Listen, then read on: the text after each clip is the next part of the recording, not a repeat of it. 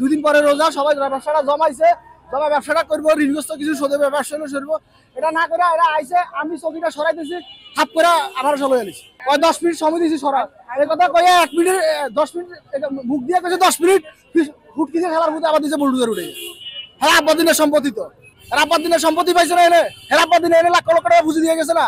15 দিন টাকার অভাবে দোকান বন্ধ রেখে আমি 4 লাখ টাকার লোন নিয়ে কালকে মালদা আবার চলছি। কালকে মালদা রাত্রে 11 পরে দোকান করছি, 15-16 টাকা বেচা কেন করছি, দোকান আবার চুরমার হয়ে গেল।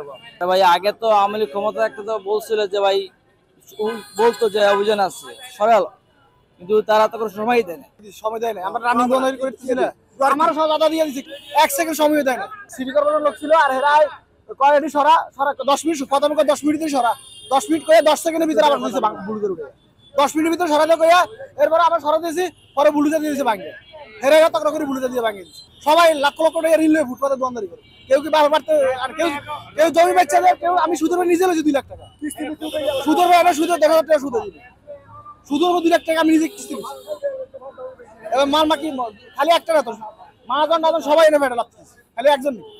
যে কারখানা লোকের আমরা বাকি দিছে না মালেরই, প্রত্যেকটা কারখানা লোকে বাকি দিচ্ছে, ফুটপাতের লোক কারখানা লোক জড়িত, অনেকে চাকরি করে, এরপরে কারখানা লোকেরা যে মাল বেছে হেরে হেগে তো খাই করতেছে, এরা আপনাকে টাকা দেয়, টাকা নিতে হয় না, এরা কোটি কোটি টাকা খালি প্রত্যেকে যদি 1 লাখ টাকা নষ্ট হয়, 100 জনের 1 কোটি টাকা নষ্ট হচ্ছে। আমরা জাস্ট 10 মিনিট সময় ছিলাম, চাইছিলাম 10 মিনিট সময়, কিন্তু প্রশাসনের লোকেরা আমাদের 1 মিনিট সময় দেওয়া হয় না, বসে আপনাদের এটা হলো অবৈধ জায়গা, এটা অবৈধ, এই জন্য আমাদেরকে ভাই, আমরা তো ভাই গরিব, পাই গরিব না হলে আমাকে রাস্তায় ভাই থাকতাম, যদি বড় লোক আমরা থাকতাম তাহলে আমরা তো মার্কেটে দোকানদারি করতাম, আর আমরা গরিব বলে আমরা কিন্তু ফুটপাতে রাস্তাঘাটে দোকানদারি করি, এই জন্য এই বলে কি আমরা মানুষ না? বলছি স্যার আমাদেরকে 2টা মিনিট টাইম দেওয়া হোক, আমাদেরকে দেয় নাই, আমার চকিটা হরামো না, আমার চকি মকি সব ভেঙে ফেলছে, আমি বলছি 2টা মিনিট সময় দেন আমাকে, না আমাকে ওই সময়টা দেয় নাই, আমার চকি মকি সব ভেঙে ফেলছে।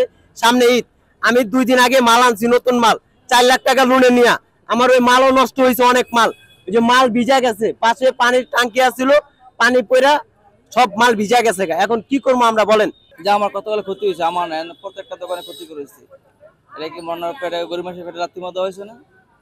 এগুলো কি ভাই, দেশে তো আইন আছে, আপনি বলেন ওই সময় দেন, আপনারা সরালাম, তা করা হয়নি ভাই।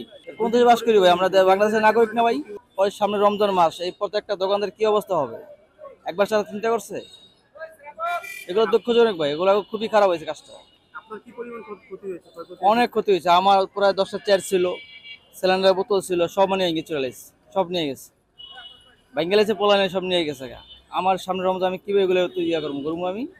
আমরা গরিব মানুষ, দিনে না খাই, আমাদেরকে সংসার হতে হবে, আমার 4টে ছেলে মেয়ে ভাই, আমার 4টে ছেলে মেয়ে মানুষ করতে হয় আমার, এটা বিপক্ষে ভাই, এটা তো কোনো যুক্তি আসে না। আপনি অভিযান দিচ্ছেন, আপনি আগে এবার নোটিশ দেন সবাইকে, প্রত্যেকটা হকার গরিব মানুষ, তারা কি কোনো জমিদারি আছে? তারা সবাই কাজ করে খায়, দিনে না খায়,